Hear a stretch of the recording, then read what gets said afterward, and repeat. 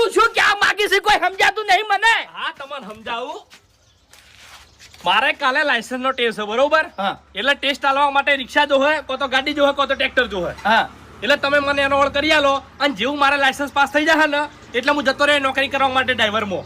એટલે 4 મહિના પહેલા તે લાયસન્સ કઢાયું તું બાઇક નું. અરે બાઇક નું ગાડી નું ચો કઢાયું છે 4 વ્હીલર. અલગ અલગ આવે. અલગ આવે કાકા. લાયસન્સ આવી જાય હા તો તારા નોકરી લાગી જાય ફટ લઈ.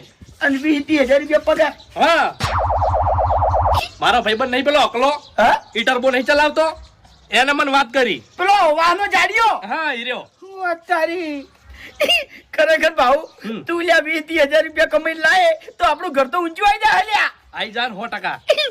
આ ધાબા જોડે મારે ધાબુ બનાવવું છે હવે. ચિંતા નહીં કરવાની કાકા હું બનાવ્યો. તમે ખાલી મને સાધન નો ઓળ કરી આલો. સાધન નો હોય હમ તું ચિંતા ના કર. તું